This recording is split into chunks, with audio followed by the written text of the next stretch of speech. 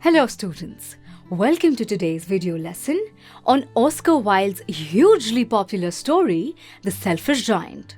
Before we start with the story, let us talk about our author, Oscar Wilde. Oscar Wilde was an Irish poet, playwright and journalist born in Dublin, Ireland. His noted works are the play The Importance of Being Earnest and the novel The Picture of Dorian Gray. He was deeply involved with a movement called aestheticism, and he popularized the concept of art for art's sake. This meant that art from this particular movement focused more on being beautiful rather than a deeper meaning. It was prominent in Europe during the 19th century, supported by notable figures such as Walter Pater, Dante Gabriel Rossetti, and Oscar Wilde. Wilde was a revolutionary, and his works reflect the themes of beauty and duplicity. He died in Paris in 1900 at the mere age of 46. Let us now begin with the story of the Selfish Giant. Wilde first introduces us to a group of children who play in a garden on their way back home from school. The garden belongs to a giant who has gone to his friend's house.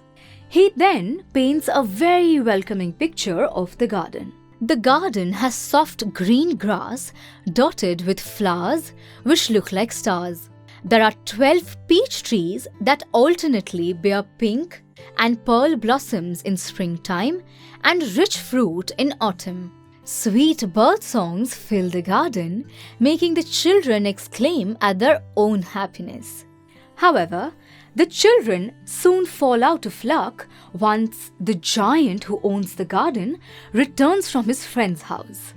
After 7 years of absence, he claims that he is the sole owner of the garden. The giant drives the children away by shouting in a gruff voice. He next surrounds his garden with high walls and displays a notice board which says, "Trespassers will be prosecuted." Do you think the little children understood the meaning of the words on the notice board? Most probably they did not. They were too young to understand the meanings of words like trespassers and prosecuted. A trespasser is an unwelcome visitor or a person who enters someone else's land or property. Prosecution means taking legal action against a person or organization. The giant's hostile behavior on their first meeting and the high walls surrounding the garden made the children feel unwanted in the garden. We see that the author uses the literary device of personification when talking about the frost, the north wind, snow, and hail. All these natural elements are intrinsic to the winter season. This is how our author, Oscar Wilde, describes the frost, the north wind, snow, and hail.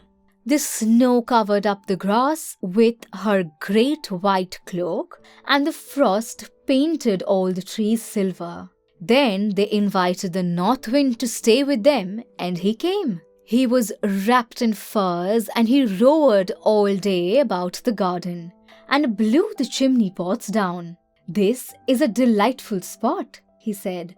"We must ask Hail on a visit." So the Hail came. Every day for 3 hours he rattled on the roof of the castle till he broke most of the slates.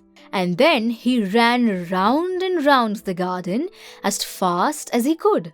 He was dressed in grey and his breath was like ice. We next come to the episode which narrates how the giant transforms and gets cured of his selfishness. The giant is confused at why spring is so late in arriving at his garden and wishes the weather would change for the better. One day, he hears a linnet singing outside his window. Its voice sounds doubly sweet to his ears because he has been deprived of bird songs for so long. He looks out to see the most mesmerizing sight. The children have crept in to his garden through a hole in the wall. The garden has welcomed them by adorning itself the spring's attire. The farthest corner of the garden, however, is still deprived of spring's touch. A little boy is crying as he is too tiny to climb onto the branch of a tree like the other children. That tree is still covered in frost and snow, unlike the other trees. It is trying in vain to lower its branches for him. This sight brings a transformation in the giant. He repents for his past behavior and makes the garden accessible to the children forever. He lifts the little boy in his arms and puts him on the branch. Delighted, the boy embraces the giant and kisses him. Believing that the giant has changed, the children rush back to the garden and spring follows them. The giant's garden transforms into a public playground for the children. However, the little boy whom the giant had helped is never seen again. Every day he fondly watches the children play, but secretly pines for the little boy who had kissed him. Years pass and the giant ages. He cannot participate actively in the children's games anymore, but loves watching them play. One winter morning, he notices a tree covered in white blossom in the farthest corner of the garden. Its branches are golden and it has silver fruits. He notices that the little boy who had kissed him is standing beneath it. The giant rushes out to greet him, but when he approaches the child, he is filled with anger. He can see 2 nail marks each on his palms and feet. He wants to kill the offender who had harmed the little child and asks for his name. The child tells him that the wounds are the signs of love. Humbled, the giant kneels before the child and wishes to know who he is. The child returns the favor by playing in the giant's garden and welcomes him to his garden paradise. The children find the giant lying dead covered in white blossoms when they visit the garden in the afternoon. By now, you have surely come across Bible stories in many of the books you study and are probably familiar with the story of Jesus Christ's crucifixion. We can tell that the little boy is Christ in disguise, and the wounds on the child's palms are prints of nails.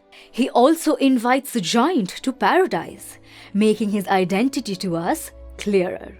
With that, we come to the end of this sad story, which teaches the values of kindness and compassion. I am sure the story moved you and warmed your heart. I leave you to think about the major themes of the stories. See you soon in our recap and question and answer videos. Till then, goodbye.